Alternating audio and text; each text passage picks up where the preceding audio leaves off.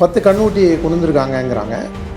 அந்த 10 கண்ணுட்டியும் உள்ளே வச்சு ஷட்டரை போட்டு க்ளோஸ் பண்ணி வெளியில் ஒரு மாரை மட்டும் கட்டி வச்சுருக்கான் அப்படின்னு அவர் வந்து கிட்டத்தட்ட எனக்கு மோகன் சி லாசரஸோட எழுப்புதல் கூட்டம் மாதிரி ஒரு நீங்கள் 5 நிமிஷம் பேசாமல் இருந்தீங்கன்னா அதை அப்படியே கேட்டிங்கன்னா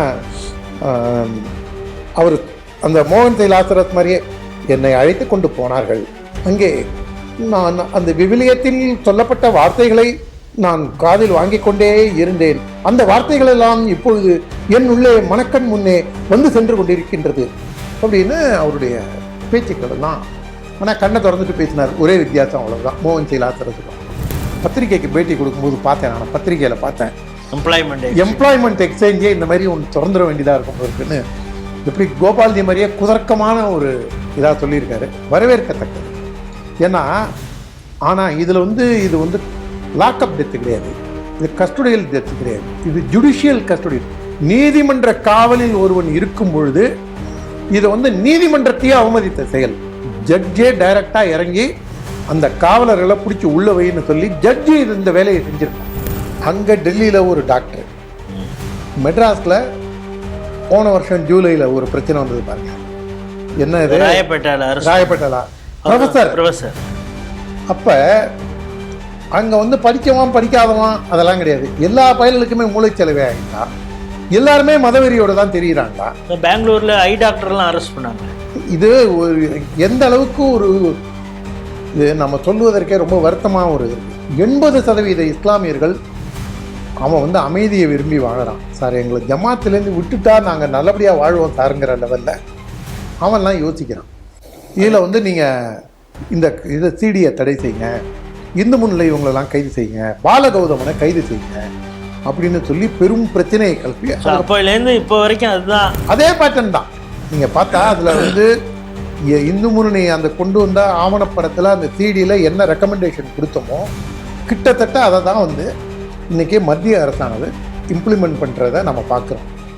ஒரு தொலைநோக்கு பார்வையோட நம்முடைய செயல்பாடுகள் இருக்க வேண்டும். அப்படி இருந்ததுனால தான் உடனே நினைக்கலாம், ஏன் எல்லைப்புறத்தில் மசூதி இருந்தால் உனக்கு என்ன பிரச்சனை?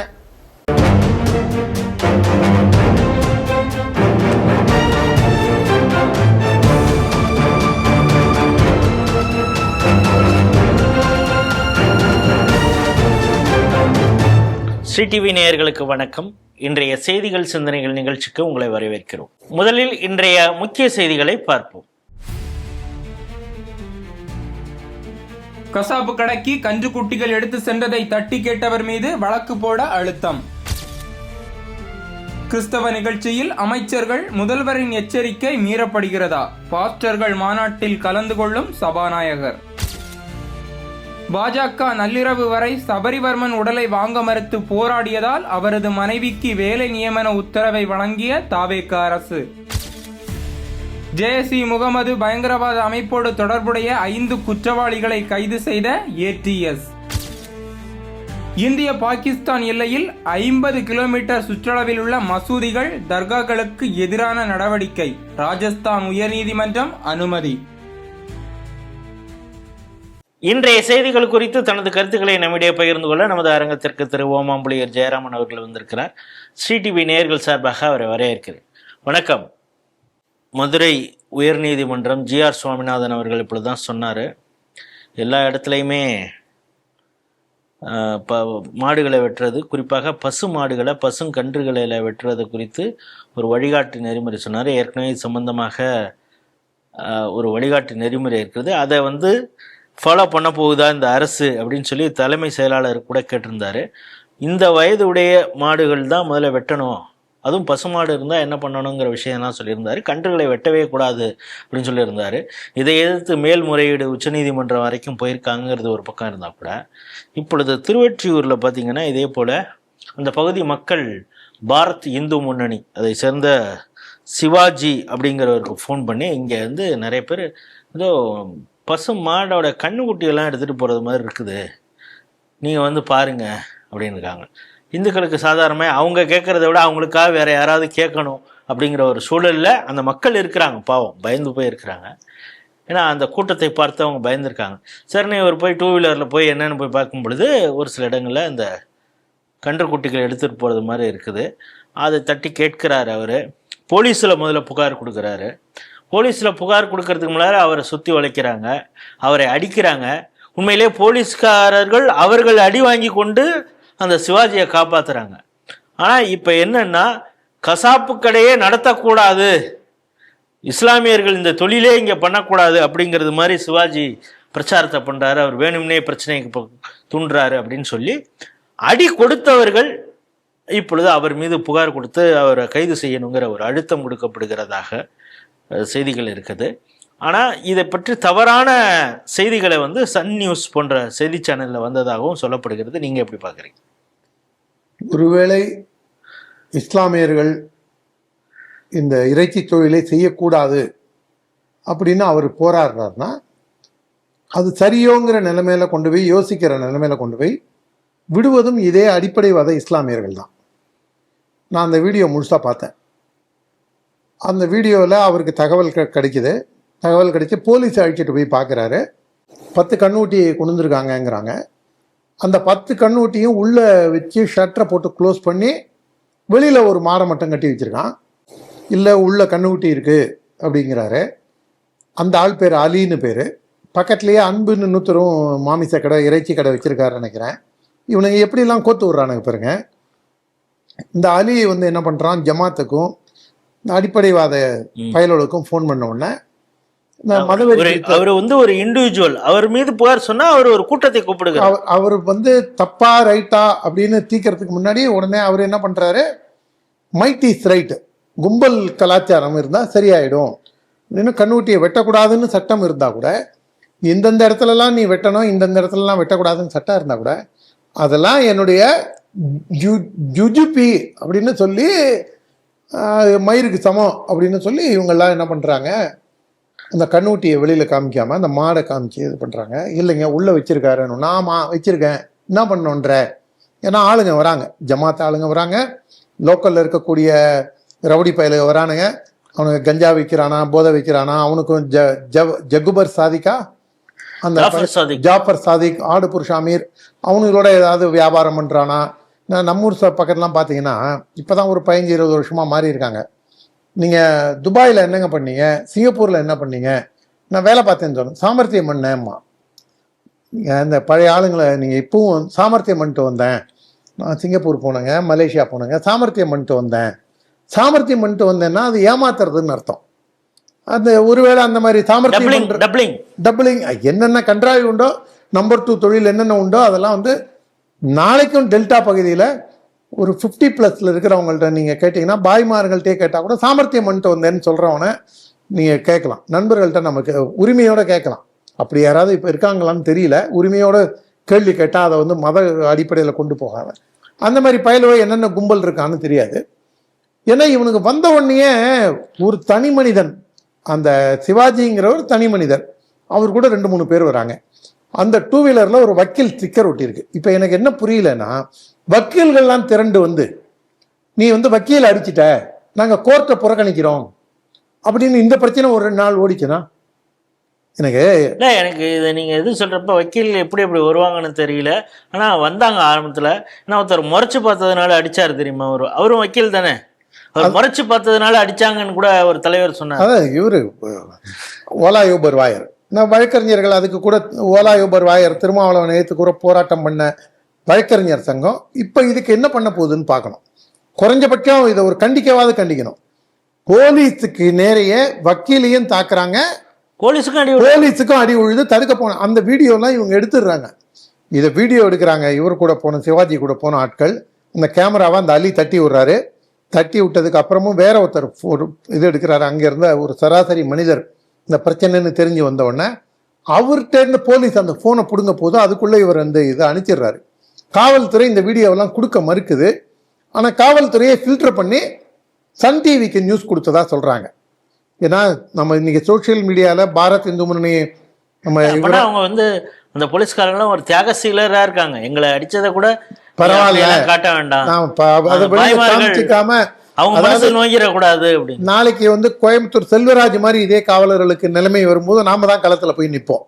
நம்ம பாரத் இந்து முன்னணி தம்பி இருக்கானே ஆர்டி பிரபு, ஆர்டி பிரபு போட்ட வீடியோலையா இருக்கட்டும், இல்லை அனகாபுத்தர் செல்வம் போட்ட வீடியோலையா இருக்கட்டும், இல்லை சிவாஜியே போட்ட வீடியோலையா இருக்கட்டும், இல்லை சுரேஷ்குமார்னு குரம்பேட்டையில் இருக்காரு, இவங்க எல்லாருமே வீடியோக்களை சோசியல் மீடியாவில் போட்டிருக்காங்க.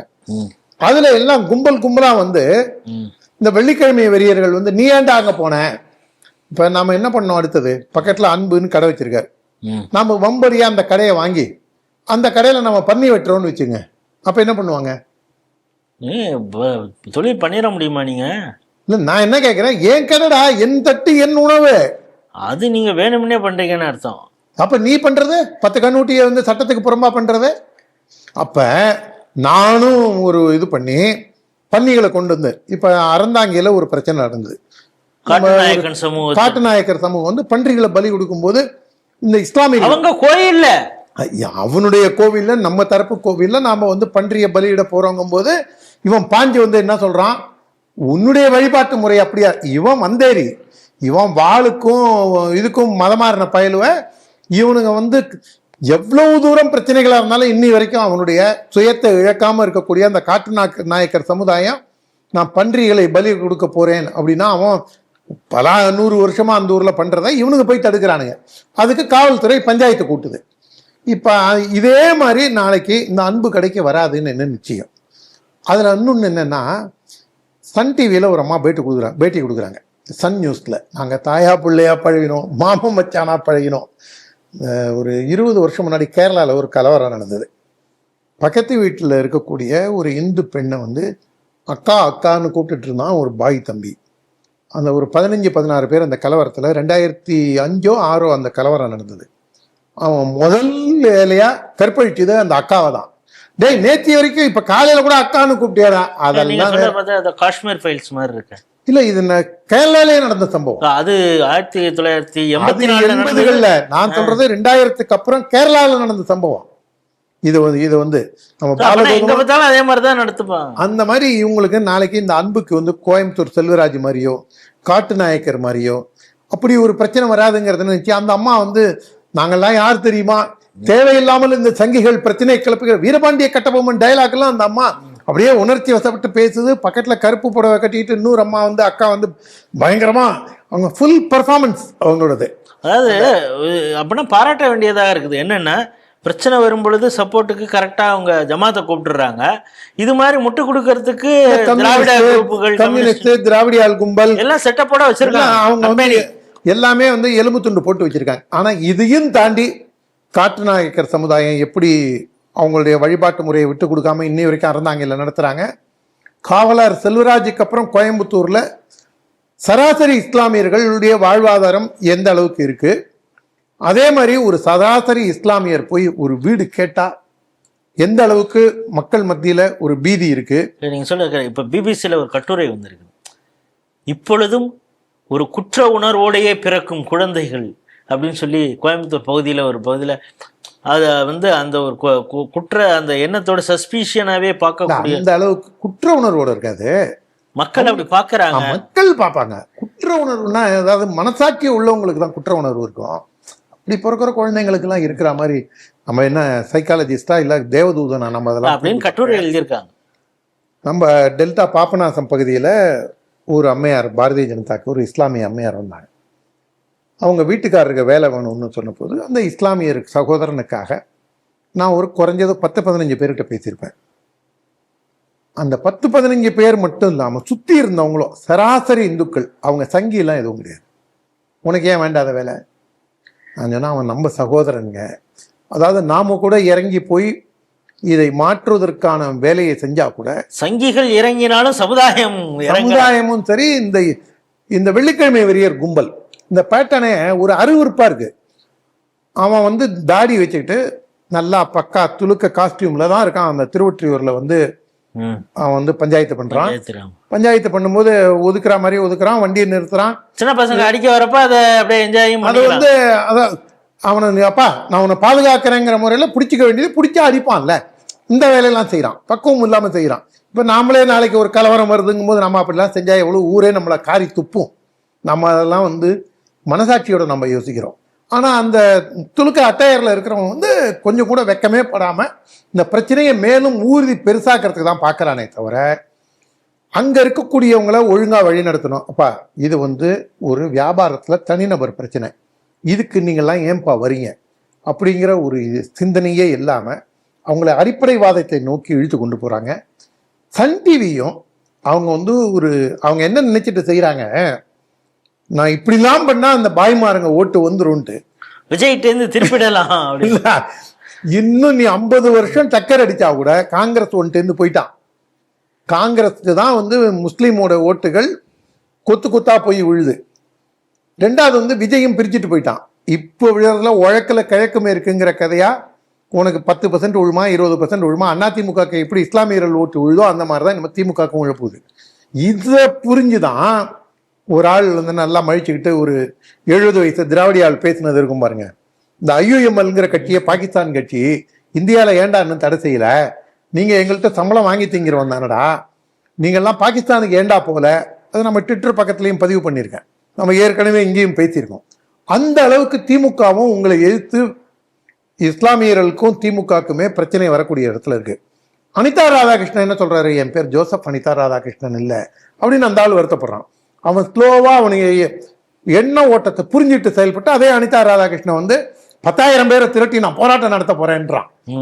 அதாவது கோவிலுக்காக பக்தர்களை திரட்டி கோவில்கள் கொடியவர்களின் கூடாரமாக இருக்கக்கூடாது அப்படின்னு சொன்ன பயலோட கட்சி இன்னைக்கு எங்க வந்து நிக்கிறான். இதை ஜமாத்தார் இதெல்லாம் புரிஞ்சுக்கிட்டாங்கன்னா அவங்களுக்கு வந்து நியாய தர்மத்தோட செயல்படணும்னா இன்னும் வம்படியா நாம அந்த அவங்க அதிகமா இருக்கிற இடத்துல நான் பன்றி இதை வெட்டுறேன்னு வச்சேங்க என்ன பண்ணுவான். RD பிரபு ஏற்கனவே போராட்டம் அறிவிச்சு ராஜ்பவன் வாசல்ல தடாரகிங்கிற ஒரு பய வந்து குண்டு வச்சவன் வந்து பசுமாடை வெட்டு வேணும்னா அதே இடத்துல அதே நாள் அதே நேரம் நான் பன்றி வெட்டும் போராட்டம் அப்படின்னு 2 தரப்பையும் பிடிச்சி ஜெயிலில் வச்சு காவல்துறை வந்து பிரச்சனையை அன்றைக்கு தணித்தது. இதை போன்ற விஷயங்கள் எல்லாம் வளர விடுறதுங்கிறது அயோக்கியத்தனமானது. இதை ஊடகங்களும் நியாயமாக நெறியுடன் அணுகிறதில்லை. அதனாலதான் இந்த விஜயன் மாதிரி பத்திரிகைக்காரங்க ஊடகவியலாளர் என்னடா ஊடக நீ ஏண்டா புரோக்கரேஜ் பண்ண. இப்ப அடுத்து சன் நியூஸுக்கும் இதே மாதிரி கோயம்புத்தூர் செல்வராஜ் கலவரத்துக்கு அப்புறம் என்ன நடந்ததோ என்றாலும் ஒரு நாள் இந்த நாட்டிலேயே நீங்க அகதிகளா இல்லாம நான் உடனே பார்க்கிறவன் நீ வன்முறையை தூண்டுகிறாயா, அப்படி பேசுகிறாயா, இப்படி பேசுகிறாயா, செய்தியா சொல்லு, திரிச்சு சொல்லாத. போலீஸ்காரனை அடிச்ச வீடியோ உங்ககிட்ட இருக்கு, நீ ஏன் அதை ஒளிபரப்பல, என்ன நடந்ததுங்கிறத முழுசா பேசாம வாடகை வாயர்களை கொண்டு வந்து ஒப்பாரி வைக்க சொல்றதுங்கிறது கண்டிக்கத்தக்கது, விஷமத்தனமானது, அருவருப்பானது. உண்மையை மக்களுக்கு கொண்டு போய் சேர்க்க வேண்டிய செய்ய வேண்டிய ஊடகங்கள் இப்படி பரத்தை போன்று காசுக்காக சோரம் போகக்கூடிய அசிங்கமான அருவருப்பான வேலைகளை செய்யும் பொழுது இவர்களை எச்சரிப்பது நம்முடைய கடமை. சாது மிரண்டால் காடு கொள்ளாது, இதை மனதில் கொள்ள வேண்டும். அடுத்த செய்தி ஒரு சாதுவானவரை பற்றிய செய்தி தான். அவர் வந்து சபாநாயகராக இருக்கிறார். ஒரு சபாநாயகரா இல்லை பாஸ்டரா அப்படிங்கிறதே பலருக்கு சந்தேகம் வருகிறது. ஏன்னா அவர் அலுவல் நிமித்தமான கூட்டத்தை தவிர அவர் அதிகமாக கலந்து கொள்வதே அந்த கூட்டமாக தான் இருக்கும் போல இருக்கு. ஆனால் இது குறித்து முதல்வர் வந்து கண்டிப்பாக சொல்லியிருக்கிறாரு, எல்லா மத கூட்டங்கள்லாம் அதிகமாக கலந்துக்க கூடாது அப்படின்னு சொல்லியிருக்காரு அப்படின்னு சொல்லப்பட்டது, செய்திகள்லாம் வந்தது. ஆனால் அப்படிலாம் அவர் சொல்லுவாருங்க, அவர் தான் 4 மணிக்கு அப்புறம் இதுக்கு போயிடுறாரு, ஆஃபீஸ் வீட்டுக்கு போயிடுறாரு, அவர் சொல்கிறத நாங்கள் ஏன் கேட்கணும் அப்படின்னு அமைச்சர்களுக்கு எம்எல்ஏக்களுக்கெல்லாம் ஒரு தைரியம் வந்துருச்சா என்னன்னு தெரில.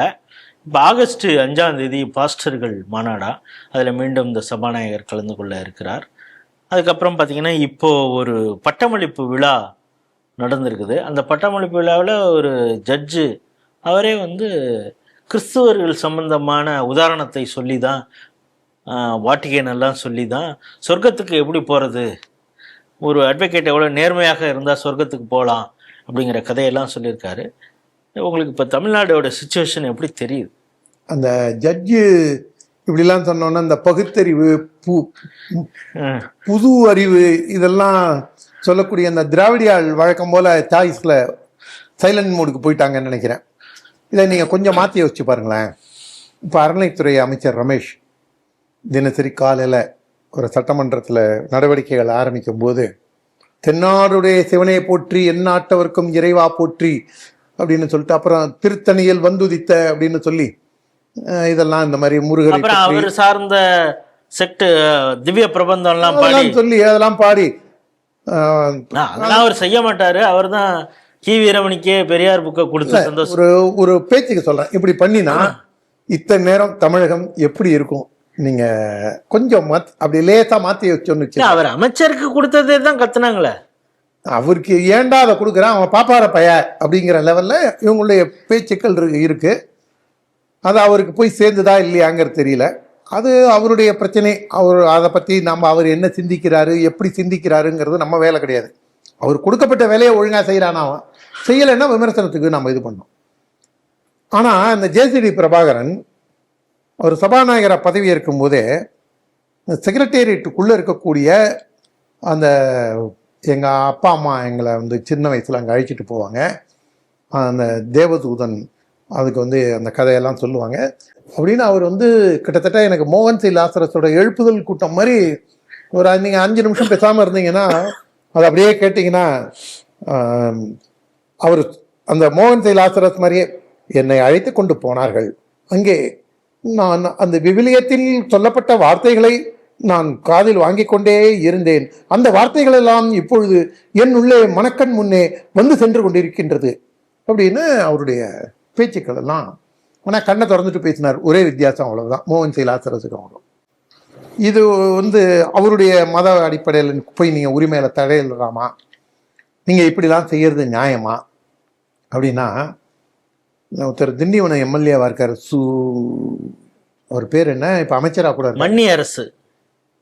வன்னி அரசு, அந்த வன்னி அரசு இருக்காரு பாத்தீங்களா, அவரும் இந்த காங்கிரஸ் கட்சியோட கருங்காலி ஒண்ணு. அவர் இதுல சத்தியமூர்த்தி பவன்ல ஈவிகே இளங்கோவன் தலைவரா இருந்து கருணாநிதியை விமர்சிக்கும் போது லைவ் போட்டு காமிச்சவர், ஆடியோ லைவ். திமுக தலைமைக்கு எப்படி ஈவிகே இளங்கோவன் விமர்சிக்கிறார், வெளியில வராத செய்தியை க்ளோஸ்டு டோர் மீட்டிங், இன்டோர் மீட்டிங்ல அப்படி ஒரு கருங்காலி, ஒரு துரோகி. பொறுப்புல இருந்தார், காங்கிரஸ்லயும் பொறுப்புல இருப்பார், திமுகலையும் பொறுப்பு. பீட்டர் அல்போன்ஸ் அவர் ஒரு மிகப்பெரிய, அவரை மதச்சார்பற்றவர், ஒரு சிந்தனாவாதி அப்படின்னு இந்த சமுதாயம் நம்புது. அப்ப நாமெல்லாம் யாரு?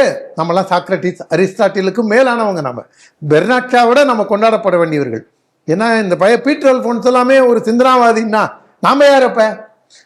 இந்த பீட்டர் அல்போன்ஸ் என்ன அரசு, வன்னி அரசு, அவங்கெல்லாம் போய் கலந்துக்கிட்டு ஏதோ மேன்மைகள் எல்லாம் பேசினாங்க. எனக்கு என்னன்னா, வன்னி அரசை கூட நம்ம ஒரு பூசாரிகள் மாநாட்டுக்கு கூப்பிட்டு நீ வா பேசவா அப்படின்னு கூப்பிட்டு இது பண்ணு, அதையும் முன்னெடுக்கணும். ஆர்ஆர் கோபால்ஜியோ இல்லை இந்த மாதிரி இயக்கங்களை நடத்துறவங்கள்ட்ட கண்டிப்பாக ரொம்படியாக நம்ம செய்யணும். வரமாட்டேங்கிறத ரெஜிஸ்டர் பண்ணுவோம். அவன் என்ன ஆக போகுது நமக்கு? ஆனால் ராதா தேவர்னு ஒரு அம்மா இருக்காங்க. அவங்க சோஷியல் மீடியாவில் ரொம்ப ஆக்டிவாக இருக்கக்கூடியவங்க, சென்சார் போர்ட்லேயும் இருந்தாங்க. நல்ல ஒரு சிந்தனாவாதி, பீட்டர் அல்போன்ஸ் மாதிரிலாம் இல்லை, ஒரு தேசிய சிந்தனை கொண்டோம். அவங்க ஒரு வீடியோ போட்டிருக்காங்க. ஒரு இறப்பு, அதில் சவப்பெட்டி, அந்த குளிரூட்டப்பட்ட ஐஸ் பெட்டியில் வச்சுருக்காங்க. அது பக்கத்தில் நின்று ஒருத்தர் பிரசங்கி, இவர் ஒன்றும் 2-3 தலைமுறைகளாக கிறிஸ்துவராக இல்லை, தற்பொழுதுதான் மதம் மாறி வந்தார். இவர் ஆஸ்பத்திரிக்கு தினசரி சென்று 10க்கும் மேற்பட்டவருக்கு கர்த்தரை பற்றி எடுத்துரைப்பார். அப்போ தினசரி ஆஸ்பத்திரியில் போய் நீ போய் மதம் மாத்துறதுக்கான வேலையை செய்கிறேன்னா அந்த தைரியம் உனக்கு எங்கேருந்து வந்தது? இந்த பீட்டர் அல்போன்ஸு, இந்த வன்னி அரசு, அவரு, அப்புறம் இந்த ஜேசிடி பிரபாகரன் போன்ற இவங்கெல்லாம் விவிலியத்தை ரொம்ப புகழ்ந்தோம். ஏற்கனவே இங்கே ஒரு எழுதப்படாத சட்டம் என்னன்னா, நான் ஒரு 25-30 வருஷம் முன்னாடி, அதுக்கப்புறம் இப்போ கொஞ்சம் குறைஞ்சிருக்கு நான் போகக்கூடிய இடங்கள்லாம், அவங்க நீ ஏன் இதெல்லாம் எடுத்துட்டு வர, நான் இந்த மாதிரி நாங்கள் ஒன்று இயேசு அழைக்கிறார் அப்படின்னா, முருகர் கூப்பிட்டாரு, காளியாத்தா கூப்பிட்டா, நம்ம இதில் முருகர் கூப்பிட்டாருன்னா இவன் பரலோகம் போயிட்டான்னு தான் அர்த்தம். ஆனால் அவங்க இயேசு அழைக்கிறார் அப்படிங்கும்போது நம்ம இதெல்லாம் கேட்கும்போது, என்னுடைய உரிமை, நீங்கள் எப்படி இது பண்ணலாம், உன்னுடைய ரிலீஜியனை ப்ராக்டிஸ் பண்ணுறது தான் உனக்கு உரிமை இருக்கே தவிர, மெஜாரிட்டியாக இந்துக்கள் இருக்கிற இடத்துல நீ பிரசங்கிக்கணுங்கிற அவசியம் கிடையாது. அதுக்கு தான் நான் என்ன சொல்கிறது, நீ போய் தாயர் சாஹிப் ஸ்ட்ரீட்டு போ, இதுக்கு போ, ராயப்பேட்டாவில் இந்த திருவல்லிக்கேணியில் இது இருக்குல்ல, ஆற்காடு நவாபுர, அங்க போ, அந்த ஏரியால போய் நின்னுட்டு அமீர் மஹால் பகுதிக்கு போ, மீர்சாயிப்பேட்டை போ, அங்கெல்லாம் நீ போய் நின்னுட்டு. நீங்க அலெக்சிஸ் பிரேம்குமார் மாதிரி ஆகணும்னு நினைக்கிறீங்க. நீங்க போய் நீ பிரசங்கி, ஏன் உனக்கு இங்க மட்டும் வர? நீ வந்து மேலப்பாளையம் போலாம், இதுக்கு இருக்க கீழ் விஷாரம், மேல் விஷாரம், அங்கெல்லாம் போலாமே. மேல் விஷாரத்துல போய் இயேசு என்ன சொல்லியிருக்காரு தெரியுமா? நீ சொல்லு, நானும் உன் கூடயே நான் வரேன்ற. வீடு வீடா போய் நாங்க நோட்டீஸ் கொடுக்கணுங்கிறீங்க. நான் அவங்களுக்கு நான் வரேன், கூட நான் வரேன். நான் அவங்களுக்கு செலவு பண்ணி அழிச்சிட்டு போறேன். அவங்களுக்கு மொத்த செலவும், அவங்க சாப்பிட்றாங்களா, ரூம் போடுறாங்களா, அவங்களுக்கு வேற என்னென்னலாம் தேவைகளோ அந்த தேவைகளையும் நான் நிறைவேற்றி தரேன். பிச்சை எடுத்தாவது, தெருவா பிச்சை எடுத்தாவது நான் அவங்களுக்கான தேவைகளை நான் நிறைவேற்றி தரேன்.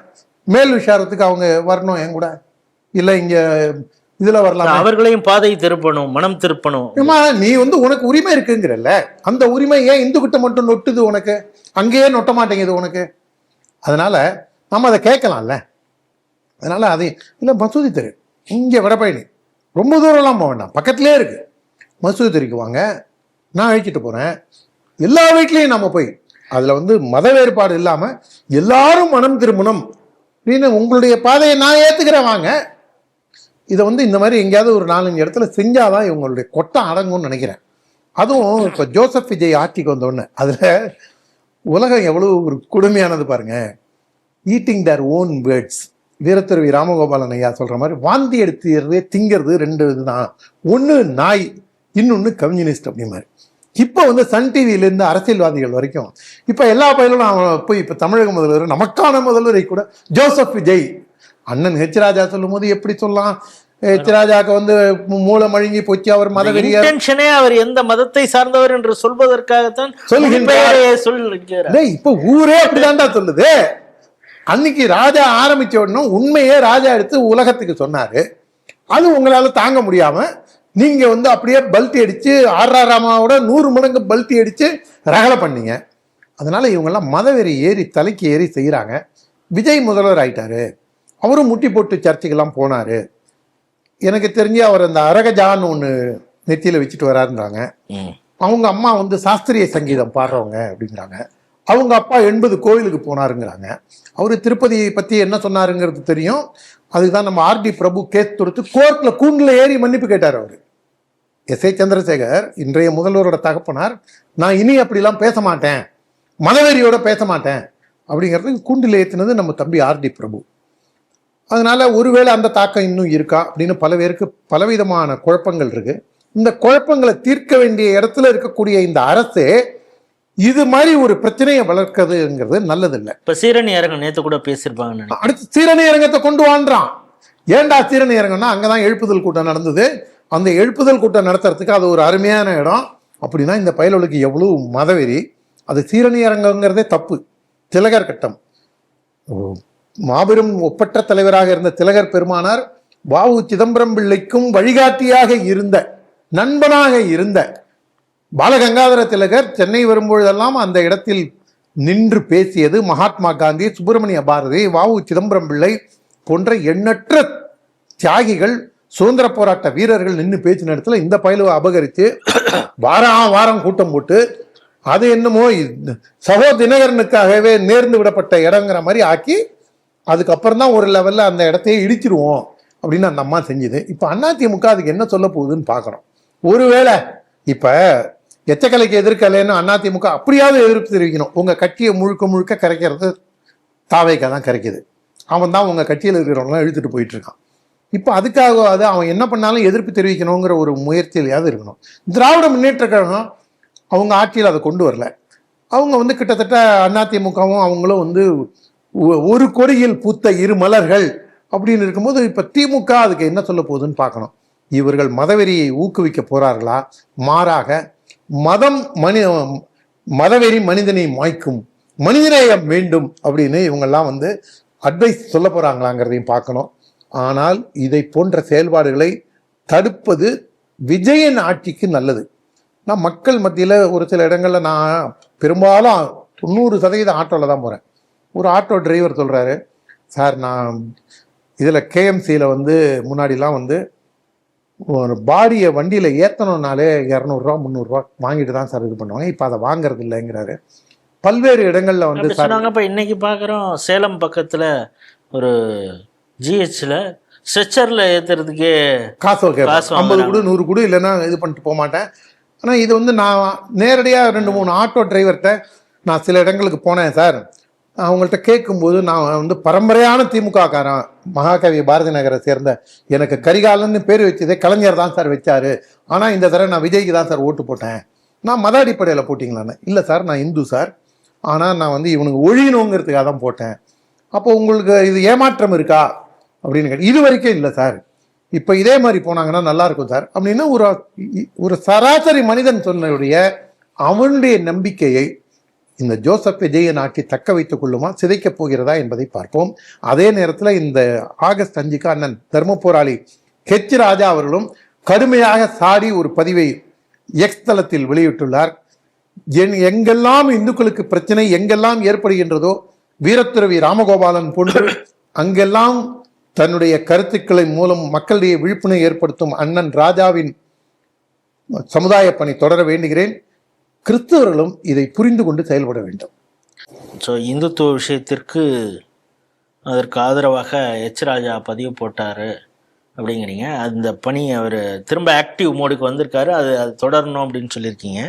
இதே மாதிரி இன்னொருத்தவங்களுக்கும் ஆக்டிவ் மோடு வந்தது மாதிரி தெரிகிறது. என்னென்னா கன்னியாகுமரி வந்து பாஜக எப்பொழுதுமே போராட்டங்கள் மூலமாகவே வளர்ந்த ஒரு கட்சியாகத்தான் அங்கே இருந்திருக்குன்னு பார்க்குறோம். அப்படி என்னடா இப்போ போராட்டம் பண்ணிட்டாங்க அப்படின்னா, இப்போ ஒரு விசாரணைக்காக அழைத்து செல்லப்பட்டவர் சபரிவர்மன் அப்படிங்கிறவர் அடித்தே போலீஸாரால் கொலை செய்யப்பட்டார். அந்த போலீஸ் எல்லாம் சஸ்பெண்டில் இருக்காங்க ஒரு பக்கம். ஒரு அங்கே முதலாக எம்ஆர் காந்தி மற்றும் பாஜகவினர் போய் தான் போராட்டம் பண்ணாங்க. அந்த குடும்பத்தினரோடு அவங்களுக்கு சரியான இழப்பீட்டு தொகை கொடுக்கணும், அந்த குடும்பத்திலிருந்து ஒருவருக்கு தகுதியானவருக்கு ஒரு அரசு வேலை கொடுக்கணும். ஏன்னா நீங்கள் உங்கள் பக்கம் வந்தவங்க 42 பேர் கரூரில் செத்து போனதுக்கு அதில் சில பேருக்கெல்லாம் நீங்கள் வேலை கொடுத்துருக்கீங்க. இங்கே உங்கள் துறையின் கீழே நடந்திருக்குது ஒரு கொலை, அந்த குடும்பத்திற்கு செய்யணும் அப்படின்னு ஆரம்ப கட்டத்தில் எம்ஆர் காந்தி தலைமையில் போராட்டம் நடந்தது. அது அப்படியே பேச்சுவாது, சரி இவங்க சும்மா ஒரு நாள் போராடி வருவாங்க விட்டுருவாங்க போல இருக்குது அப்படின்னு பார்த்தா எல்லாம் போஸ்ட்மார்ட்டம்லாம் முடிஞ்சு அந்த குடும்பத்தினருக்கு பாடியை கொடுக்க வரும் பொழுது வேலை என்னாச்சு அப்படின்னு கேட்டிருக்காங்க. இல்லை பார்த்து செய்வோன்னா கொடுக்குற வரைக்கும் நாங்கள் அதை புதைக்க மாட்டோம் அப்படின்னு சொல்லி பொன் ராதாகிருஷ்ணன் மற்றும் காளியப்பன் பிஹெச்பி அவர் இருந்தவர் மற்றும் பல பாஜகவினர் பெரிய அளவிலே அந்த நள்ளிரவிலே போராட்டம் பண்ணதுனால இப்பொழுது அவர் மனைவிக்கு பணி நியமன ஆணை கொடுத்ததை வாங்கிட்டு அதுக்கு பிறகுதான் உடலை நல்லடக்கம் செய்ய அவர்கள் தயாராக இருந்திருக்காங்க. இந்த செய்தி எப்படி பார்க்குறீங்க? வரவேற்கத்தக்க விஷயம். தர்ம போராளி அண்ணன் ஹெச் ராஜா எப்படி களத்திற்கு வந்து மீண்டும் ஆக்டிவாக இருக்காரோ, அந்த மாதிரி மரியாதைக்குரிய முன்னாள் மத்திய அமைச்சர் அண்ணன் பொன் ராதாகிருஷ்ணன் அவர்களும் களத்திற்கு வந்துள்ளது ரொம்ப மகிழ்ச்சியான விஷயம். இது வந்து பொன் ராதாகிருஷ்ணன் ஒரு விஷயத்தில் இறங்கினார்னா எவ்வளவு தூரம் சாதிப்பாருங்கிறதுக்கு இதை ஒட்டியே இன்னொரு விஷயம். 2012 மாதம் மட்டும் மறந்து போச்சு. ரமேஷ் அப்படி என்று சொல்லக்கூடிய அவர் வந்து அருந்ததியர் சமுதாயத்தை சேர்ந்தவர். அவர் வந்து ஒரு இஸ்லாமிய பெண்ணை காதல் திருமணம் செய்கிறாரு. காதல் திருமணம் செஞ்சு 3-4 வருஷம் ஆகி அவருக்கு 2 பிள்ளைங்களும் இருக்குது. அவருடைய மனைவி வந்து ரமேஷோட அப்பா அம்மாவோட கூட்டு குடித்தனமா அந்த வீட்டில் காலையில் ஏந்திரிச்சு கருக்கல்ல ஏந்திரிச்சு வாச தெளித்து கோலம் போட்டு அவங்க வந்து இஸ்லாமியராகவே அதே பெயரில் வாழ்ந்தாலும் கூட இந்த வீட்டில் இதெல்லாம் இது பண்ணது அவனுடைய சகோதரர்கள் கண்ணை உறுத்தி 2 புள்ள பெற்றதுக்கு அப்புறம் கூட வா பரவாயில்ல நீ மாப்பிள்ள அப்படிங்கும்போது அந்த இஸ்லாமிய பெண்மணி ரமேஷின் மனைவி சொல்கிறா, போகாத அவனுங்க மதவெறியனுங்க சொல்கிறது ரமேஷோட மனைவி, கொன்னுடுவானுங்க அப்படிங்கும்போது மதுவை வாங்கி கொடுத்து கழுத்து அறுத்து கொன்று நாங்கள் கொல்லவே இல்லை அப்படிங்கும்போது 2 நாள் சாலை மறியல் செய்து அந்த உரியவர்களுக்கு தண்டனை வாங்கி கொடுப்பதற்காக அவர்களை கைது செய்ய வைத்து அதற்கு தீர்வு கண்டவர் அண்ணன் பொன் ராதாகிருஷ்ணன். இதே போன்று எண்ணற்ற போராட்டங்கள் என்னால் சொல்ல முடியும். ஒரு பாதிரியார் வந்து ஒரு கிறிஸ்தவனை கொண்டுட்டான் அப்படின்னு சொல்லி முன்னாள் மாவட்ட தலைவர் இப்போ மாநில செயலாளர் இருக்கார் தர்மராஜா, அவருக்கும் களத்தில் இறங்கி போராடியவர் அண்ணன் பொன் ராதாகிருஷ்ணன்.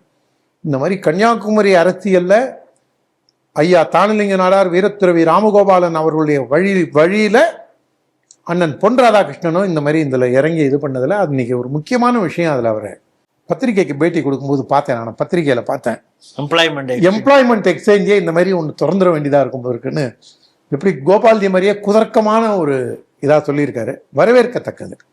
ஏன்னா ஆனால் இதில் இது லாக்அப் டெத்து கிடையாது, இது கஸ்டோடியல் டெத்து கிடையாது, இது ஜுடிஷியல் கஸ்டோடியல். நீதிமன்ற காவலில் ஒருவன் இருக்கும் பொழுது இதை நீதிமன்றத்தையே அவமதித்த செயல். ஜட்ஜே டைரக்டா இறங்கி அந்த காவலர்களை பிடிச்சி உள்ள வைன்னு சொல்லி ஜட்ஜி இந்த வேலையை செஞ்சிருக்கணும். எந்த மேஜிஸ்ட்ரேட் இவனை ரிமாண்ட் பண்ணுன்னு சொன்னாரோ அந்த மேஜிஸ்ட்ரேட்டை என்ன செஞ்சிருக்கணும், நான் உத்தரவு போட்டேன், அவனை திரும்பி கொண்டு உங்களை ப்ரொடியூஸ் பண்ணதான்னு சொன்னேன்னு தவிர நீங்க எப்படி அடிச்சே கொள்ளலாம், சட்டத்தை எப்படி நீங்க கையில் எடுத்துக்கலாம் அப்படின்னு ஒரு நீதிபதி செய்ய வேண்டிய வேலையை இந்து இயக்கங்கள் ஒருங்கிணைந்து அங்க போராட்டத்தின் மூலமாக சாதித்துள்ளது.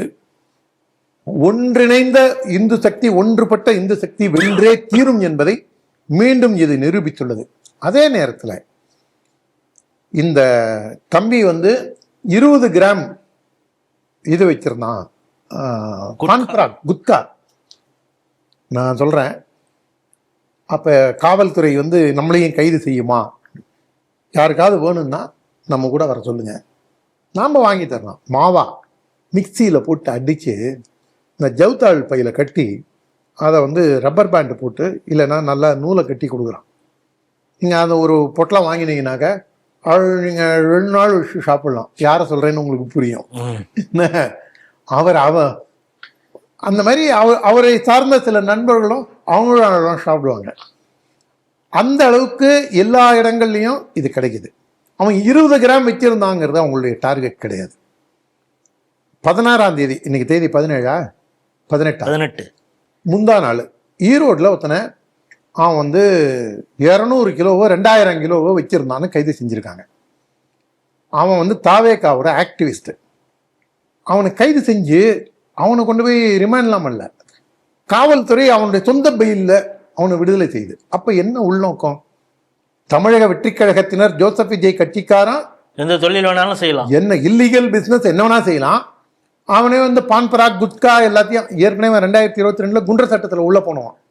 2 லட்சம் ரூபாய்க்கு நம்ம 20 லட்சத்துக்கோ ஸ்டாக் வச்சிருந்தான், 2000 கிலோ ஸ்டாக் வச்சிருந்தான் அப்படின்னு அவன் ஏற்கனவே குண்டர் சட்டத்தில் உள்ள போனவனை அவனை கண்டிஷன் பெயில் கூட இல்லை, சொந்த ஜாமீன்ல விடுறாங்க முந்தா நாள். அப்ப உங்களுடைய இந்த இறந்து போனவன் பாரதிய ஜனதா கட்சியின் கிளை தலைவர், இந்த இறந்து போன தம்பி இருக்கானே, அப்ப உங்களுடைய நோக்கம் மத அடிப்படையில் வரீங்களா, அரசியல் அடிப்படையில் வரீங்களா, இல்ல சட்டம் அனைவருக்கும் சமம்ங்கிறது ஒரு ஏமாத்து வேலையா? இதுதான் நம் கண் முன்னாடி வருகின்றது. இறந்து போனவன் ஆன்மா இறைவனடி சேர வேண்டும். அதே போன்று இந்த நீதிமன்ற காவலில் இருக்கும் பொழுது ஒருத்தனை கொல்வது என்பது அடித்தே கொன்ற காவலர்களுக்கு அவங்க அவங்கள உள்ள தள்ளுறதோட இல்லாம அரெஸ்ட் பண்ணிட்டாங்கன்னு நினைக்கிறேன். அவங்களுக்கு ஜாமீனே கொடுக்காம இந்த கேஸ் ஃபாஸ்ட் ட்ராக் கோர்ட்ல கொண்டு வேகமாக நடத்தி அவங்கள அப்படியே நேர சென்டென்ஸுக்கு தான் கொண்டு போகணும்.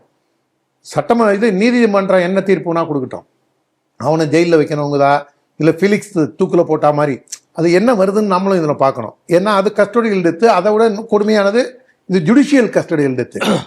அந்த சாத்தாங்குளம் அவனுக்கு கொடுத்தது தூக்கு தண்டனை கொடுத்தாங்கன்னா அதுவும் இதே மாதிரி கொடுக்குறாங்களான்னு பார்க்கணும். இங்கே அளவுகோல் என்ன, அங்கே திருச்சபை, இங்கே தேசியம் அப்படின்னு, இங்கே இந்துத்துவா அப்படின்னு வருதா? ஏன்னா இதெல்லாமும் நம்ம கணக்கில் எடுத்துக்கணும்ல. ஏன்னா காவல்துறையிலேருந்து நம்ம முதல் செய்தி பார்த்ததும் காவல்துறை முடிஞ்ச அளவுக்கு கொஞ்சம் நேர்மையாக நடக்க ட்ரை பண்ணாங்க. ஆனால் இங்கே ஈரோட்டில் ஒரு நீதி, கன்னியாகுமரியில் ஒரு நீதி, தாமரைக்குளமா அவர் ஊர் பேர், செந்தாமரைக்குளம். அதனால இது காவல்துறையில் இருக்கக்கூடிய சீழ்பிடித்த மனோநிலையை காண்பிக்கின்றது. சட்டத்தை காலில் போட்டு மிதிப்போம் அப்படிங்கிறது, ஒருவேளை அந்த தாலி ஏற்புக்கு ஜட்ஜ்மெண்ட் கொடுத்தாரு அந்த மாதிரி ஜட்ஜ் எல்லாம் பார்த்து தான் ஹரி பரந்தாமன் போன்றவர்கள் ஏற்படுத்தியுள்ள தாக்கமா என்பது காலம்தான் முடிவு செய்யணும். குஜராத் ஏடிஎஸ் பயங்கரவாத தடுப்பு காவல்துறை ஜெய்ஷ் இ முகமது அமைப்புக்கு ஆதரவாக அவங்களோடு சேர்ந்து இந்தியாவில் பல மாவட்டங்களில், பல மாநிலங்கள், அதில் பல மாவட்டங்களில் குண்டுவெடிப்பு ஒரு சீரியல் பிளாஸ்ட் நடத்துறதுக்கான சதித்திட்டம் தீட்டியதாகவும் அந்த சதித்திட்டத்தில் இருந்த மேலும் ஒரு 5 பேரை அரெஸ்ட் பண்ணியிருக்காங்க. எல்லாருமே பார்த்தாலே மூஞ்ச பார்த்தா ஒரு 18, 20, 21 வயசுக்குள்ளார இருக்கிறவங்க மாதிரி தெரியுது.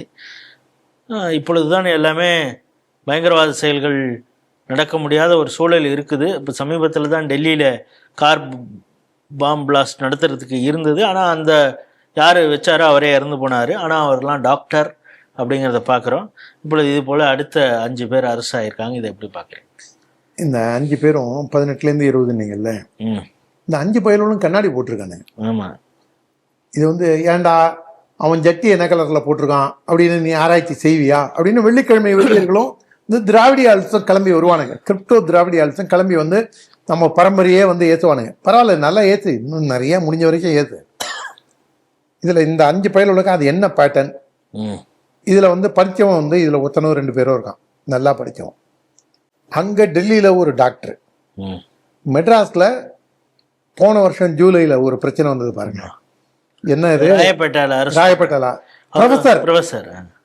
அப்போ அங்கே வந்து படித்தவன் படிக்காதவன் அதெல்லாம் கிடையாது. எல்லா பயல்களுக்குமே மூளைச்சலவை ஆயிருக்கா. எல்லாருமே மதவெறியோட தான் தெரியுறாங்களா? பெங்களூர்ல ஐ டாக்டர்லாம் அரெஸ்ட் பண்ணாங்க.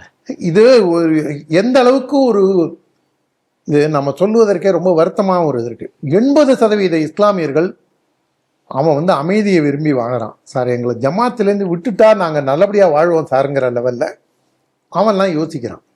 ஆனால் இங்கே வந்து இன்ஃப்ளூயன்ஸ் பண்ணக்கூடிய நபர்கள் எல்லாம் இப்படியே செயல்பட்டால் இந்த நாடு எங்கே போய் நிற்கும்?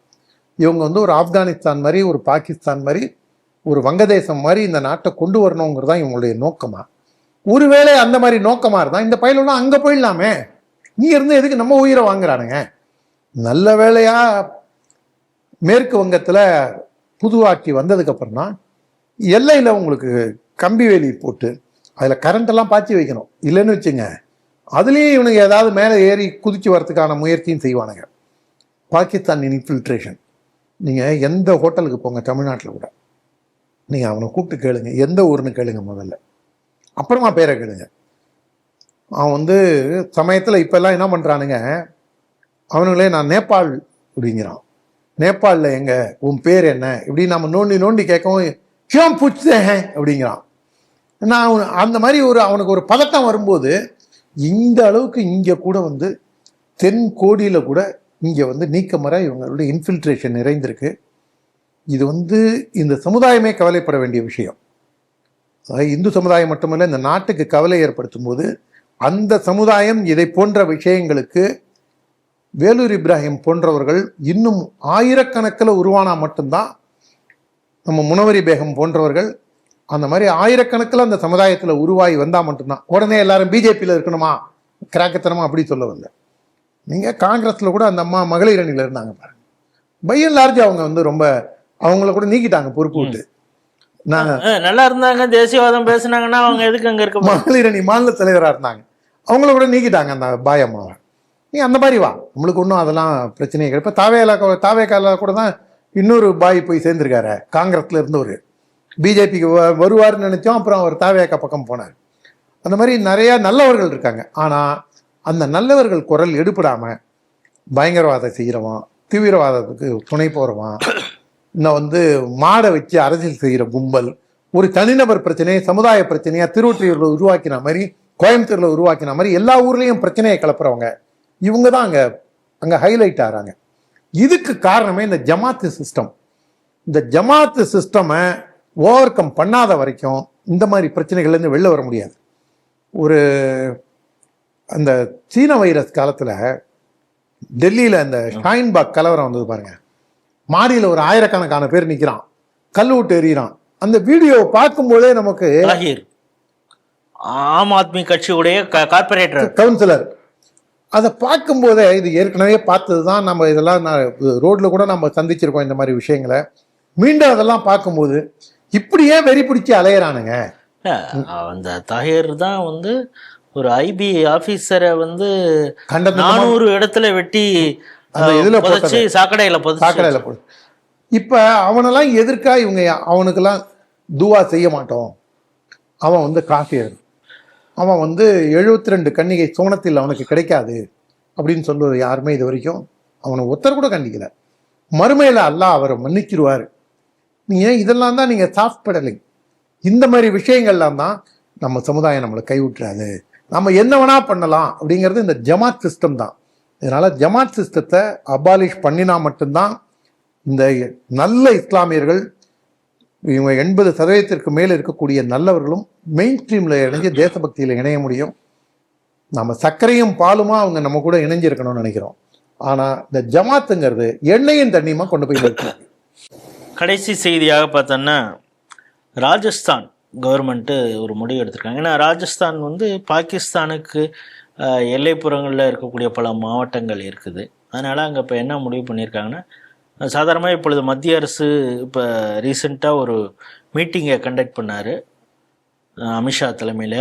பல டிஜிபிக்கள் எல்லா மாநிலங்கள்லேயும் தான், குறிப்பாக எல்லைப்புற மாநிலங்கள் அங்கே இருக்கக்கூடிய எஸ்பி இவங்கெல்லாம் கூட கலந்து இருந்திருக்காங்க. என்னென்னா, அந்த 50 கிலோமீட்டர் அந்த எல்லைக்கு நமக்கும் இன்னொரு அருகில் இருக்கிற நாடுக்கும் இருக்குது. இந்த பக்கம் பங்களாதேஷ், இந்த பக்கம் இதெல்லாம் வச்சு பார்க்கும்பொழுது மியான்மர்ல இதை வந்து இராணுவ கட்டுப்பாட்டில் கொண்டு வரணும், இங்கே இருக்கக்கூடிய ஆக்டிவிட்டியை கொஞ்சம் கண்காணிக்கணும் அப்படிங்கிறப்ப அதில் என்னென்னா பல இடங்களில் இந்த எல்லைப்புற மாநிலங்கள் அந்த மாவட்டங்களில் என்ன இருக்குன்னா, மசூதிகள், பெரிய பெரிய மினார்கள் இருக்கக்கூடிய மஸ்ஜித் இருக்குது, தர்கா இருக்குது, பல வழிபாட்டு தலங்கள் மற்ற இதெல்லாம் இருக்குது. இதையெல்லாம் நான் கண்காணிக்கணும். சில இடம் அது வந்து இடைஞ்சலாக, பாதுகாப்பு அந்த பெட்ரோலிங்க்கு இடைஞ்சலாக இருந்ததுன்னா அதையெல்லாம் கூட அப்புறப்படுத்தணும் அப்படிங்கிறத இதை இம்ப்ளிமெண்ட் பண்ணக்கூடிய ஒரு நிலைமையில் இப்போ ராஜஸ்தான் வந்திருக்காங்க. இதை எப்படி பார்க்குறேன்? நல்ல வேளையாக ராஜஸ்தானில் ஒருவேளை காங்கிரஸ் ஆட்சியாக இருந்தால் கூட கண்டிப்பாக இந்த சட்டத்துக்கு ஒத்துட்ருப்பான். ஆனால் அவன் தமிழ்நாட்டிலேயோ கேரளாலேயோ இருக்கக்கூடிய காங்கிரஸ் கட்சி மாதிரி அவன் வந்து உடம்பு செத்து போன இது இல்லை, செல்லெல்லாம் போய் நாடி தளர்ந்து போய் நரம்பு செத்து போன பைய ராஜஸ்தான்லேயோ மத்திய பிரதேஷ்லேயோ. ஏன் இப்போ பக்கத்தில் இருக்கிற கேரளாவே சொல்லாமல் இருக்க சதீஷன் நான் மூகாம்பிகையுடைய போக வேண்டாம், நீ யாரா என்ன கேட்கன்ட்டானே. வீட்டில் அவர் பூட்டி வைக்கல, வீட்டில் பூட்டி வைக்காம அவன் வந்து அவனும் ஒரு சங்கி மாதிரி அவனும் இல்லை போகிறான். அவன் வந்து காங்கிரஸ் ஆட்சியாக இருந்தால் கூட இது கண்டிப்பாக செஞ்சுருப்பான். ஆரம்பத்தில் ஏதோ ஃபிலிம் காம்பா அரசியலுக்காக எல்லாம் பேசுவான். அதுக்கப்புறம் பரவாயில்ல ஆயே அப்படின்னு சொல்லி இந்த வேலையை செஞ்சுட்டு போயிடுவான். ஆனால் இதை அவசியம் செய்யணும். என்ன காரணத்துக்காக செய்யணும் அப்படின்னா, நம்ம தமிழ்நாட்டிலேயே கிட்டத்தட்ட 145 பேர் நம்மளுடைய இந்த இஸ்லாமிய அடிப்படைவாத தீவிரவாதத்துக்கு இறந்து போனாங்க. தங்க பாம் பிளாஸ்ட், இந்த முன்னே ஆஃபீஸ் பாம் பிளாஸ்ட், மதுரையில் இந்த முன்னே மாநில தலைவர் ராஜகோபாலன், இதில் ஆடிட்டர் ரமேஷ், நாளைக்கு அவருக்கு நினைவு நாள், ஆடிட்டர் ரமேஷ், வேலூர் வெள்ளையப்பன், இந்த மாதிரி ஒரு 145 பேர் மொத்தமாக நம்ம பலி கொடுத்துருக்கோம். இதுக்கு பேட்டர்ன்லாம் நீங்கள் பார்த்தீங்கன்னா, நம்ம போன செய்தியில் பார்த்த மாதிரிங்க, இந்த ஒரு இவரை வெட்டி, ஐபி ஆஃபீஸரை வெட்டி, இதில் மட்டும் போடல, சாக்கடையில் போடல. ஆனால் ஆடிட்டர் ரமேஷோட உடம்புல 45 வெட்டுக்கள், பாடி சுரேஷுக்கு அந்த மாதிரி தான். இந்த பேட்டர்னில் இவங்க இயங்குறாங்க. அதனால இதை பற்றி ஒரு ஆவணப்படம் இந்து முன்னணியானது 2015 வெளியிட்டது. அந்த 2015 வீரத்துறவி ராமகோபாலன் வெளியிட சுப்பிரமணிய சாமி அவர்கள், அன்றைக்கு பாராளுமன்ற உறுப்பினராக இருந்த சுப்பிரமணிய சாமி அவர்கள் பெற்றுக்கொண்டார். நம்முடைய இந்து இயக்கங்கள் அனைத்தும் சேர்ந்து, நம்முடைய ஸ்ரீ டிவி, வேத விஞ்ஞான ஆராய்ச்சி மையம் உட்பட நம்முடைய பங்களிப்புடன் அந்த வீடியோவானது வந்தது. வந்த உடனேயே இவனுங்க வந்து அன்னைக்கு உடனே காவல்துறைக்கு போயிட்டு, இதில் வந்து நீங்கள் இதை சிடியை தடை செய்யுங்க, இந்து முன்னிலை இவங்களெல்லாம் கைது செய்யுங்க, பாலகௌதமனை கைது செய்யுங்க அப்படின்னு சொல்லி பெரும் பிரச்சனையை கிளப்பி, அப்போலேருந்து இப்போ வரைக்கும் அதுதான் அதே பேட்டர்ன் தான். நீங்கள் பார்த்தா அதில் வந்து இந்து முன்னணி அந்த கொண்டு வந்த ஆவணப்படத்தில் அந்த சிடியில் என்ன ரெக்கமெண்டேஷன் கொடுத்தோமோ கிட்டத்தட்ட அதை தான் வந்து இன்றைக்கி மத்திய அரசானது இம்ப்ளிமெண்ட் பண்ணுறதை நம்ம பார்க்குறோம். ஒரு தொலைநோக்கு பார்வையோட நம்முடைய செயல்பாடுகள் இருக்க வேண்டும்.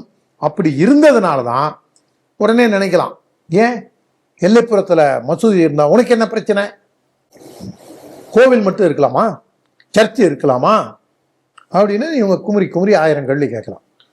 நான் என்ன சொல்கிறேன், இப்போ அவங்கெல்லாம் என்ன பண்ணலாம், ரோஹிங்கியா முஸ்லீம் இருக்காங்கல்ல, நீங்க அவ்வளோ வீட்டுக்கு 5 பேரை வச்சுக்க. நீயே வந்து ரொம்ப நம்ம வந்து முதல்ல அதை வந்து இவரு வன்னியரசு வீட்டில், திருமாவளவன் வீட்டில், இவரு ஸ்டாலின் வீட்டில், உதயநிதி ஸ்டாலின், இந்த மாதிரி ஒரு 10 வெங்கடேசன் வீட்டில், ஆமாம், இந்த மாதிரி ஒரு 10 பேர் எடுத்துக்கணும் ஐயா.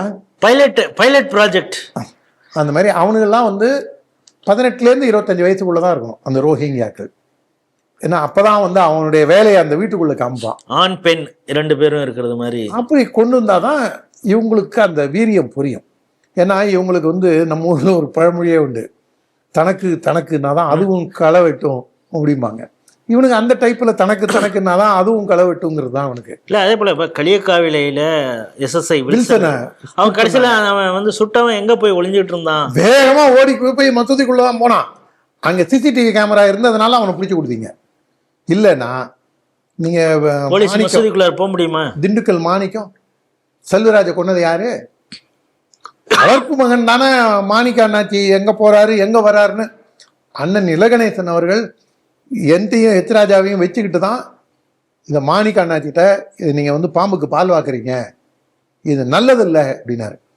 நல்ல வேளையாக பொன் மாணிக்கவேல் அப்ப திண்டுக்கல் எஸ்பியா இருந்ததுனால அந்த கொலகாரனுக்கு இரட்டை ஆயுள் வாங்கி கொடுத்தாரு. ஸ்கெட்ச் போட்டு கொடுத்ததே அவன் தான். அவன் என்ன பண்றான், மாணிக்கத்தையும் செல்வராஜையும் ராத்திரி வெட்டி கொண்டுறானுங்க.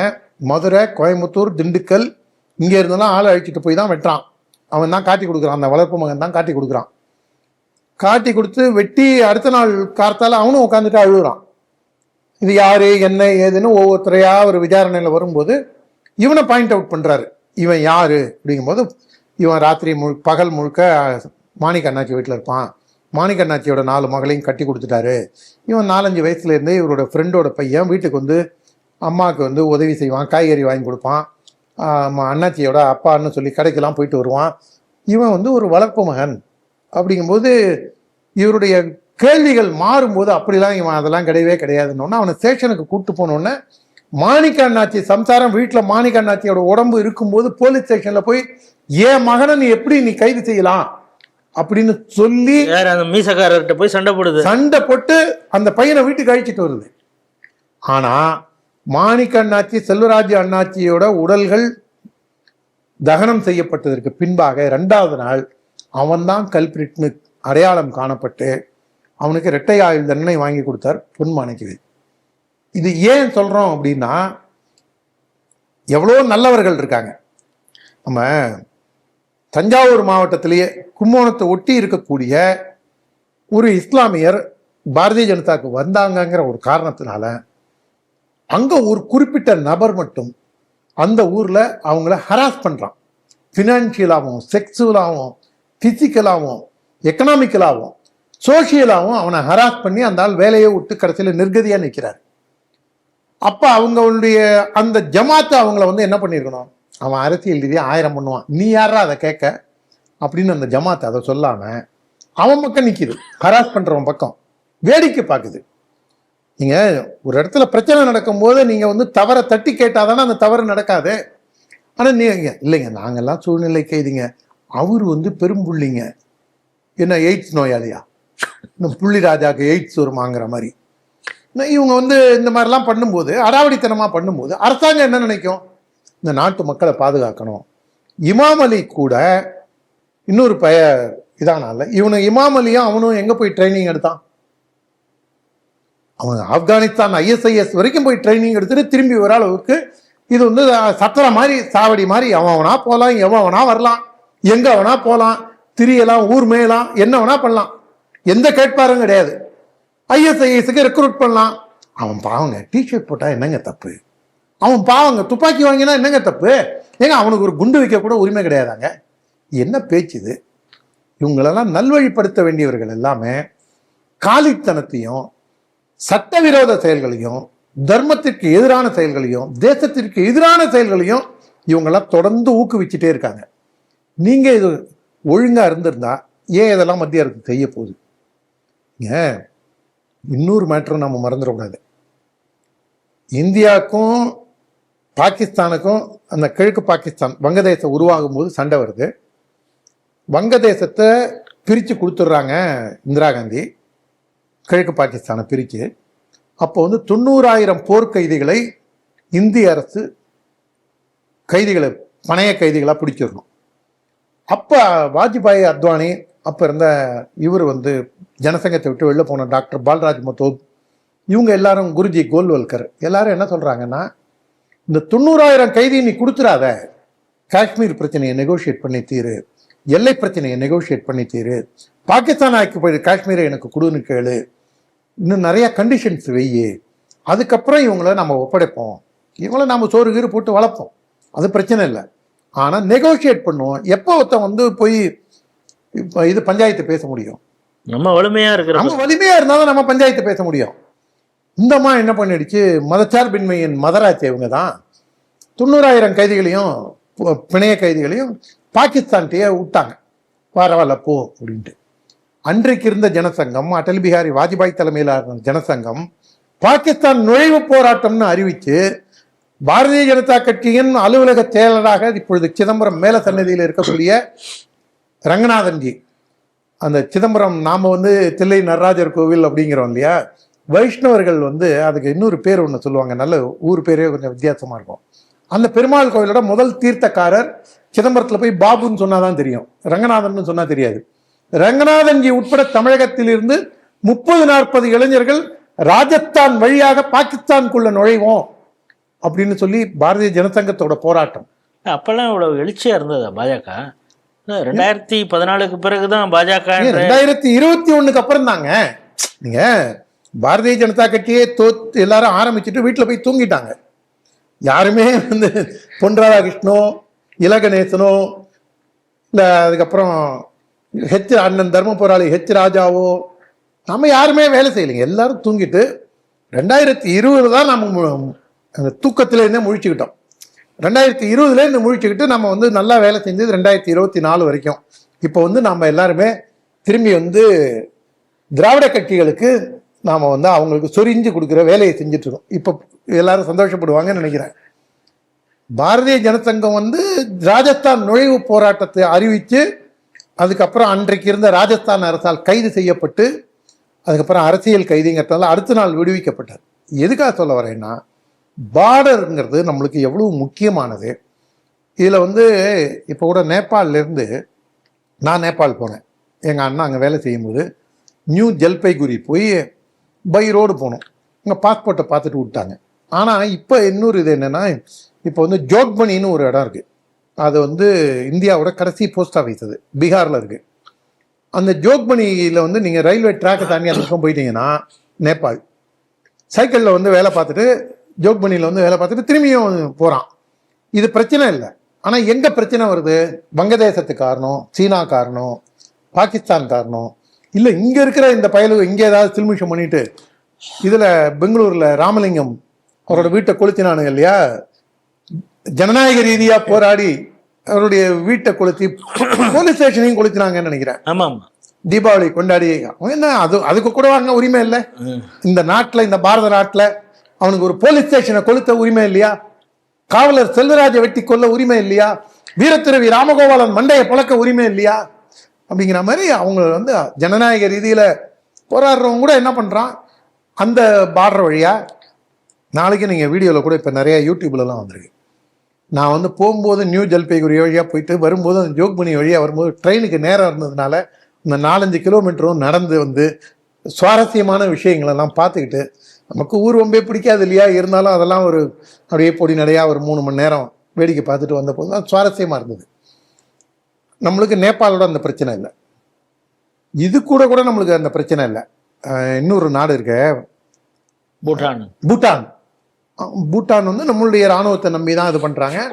பூட்டானோட லாட்டரி, அது பேர்ல லாட்டரி வைக்கிறோம் நம்மளுக்கு. பூட்டான்ல எங்க அண்ணன் போய் அங்க பிரிட்ஜ் வேலையெல்லாம் போய் செஞ்சான்.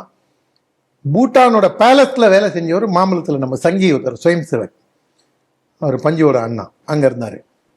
இந்த அளவுக்கு வந்து நம்மளுக்கு பூட்டானோட நம்மளுக்கு பிரச்சனை இல்லை, நேபாளத்தோட பிரச்சனை இல்லை. இலங்கையோட கூட ராஜீவ்காந்தி கொலைக்கு முன்னாடி நம்மளுக்கு எந்த பெரிய பிரச்சனையும் கிடையாது.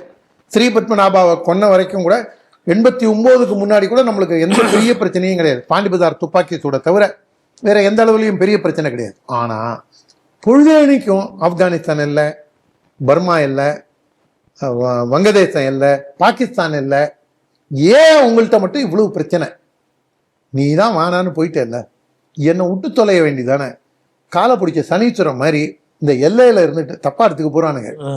அதனால அது மக்கள் புரிஞ்சுக்கிட்டோம். எல்லையில வழியா உள்ள திரும்பியும் நுழைவேன், உள்ள நுழைஞ்சு நான் திரும்பியும் இந்த மாட்டுக்கு தாரி குத்தி குத்துற மாதிரி பெட்டக்ஸ்ல குத்திக்கிட்டே இருக்கிற மாதிரி நீ என்ன நோண்டிட்டே இருந்தேன்னா நான் என்ன பண்ணுவேன்? ஒரு லெவல்ல பலார்னு ஒரு அறை விடுவேன். அன்னைக்கு என்ன அடிச்சுட்டான், என்ன கிள்ளிட்டான், என்ன இவங்க டாமினேட் பண்றாங்க, இந்த ஒப்பாரிலாம் வைக்கக்கூடாது. நீ ஒழுங்காரு, நானும் ஒழுங்கா இருக்கேன். நீ எப்படி இருக்கியோ அதோட ரெஃப்ளெக்ஷன் தான் நான்.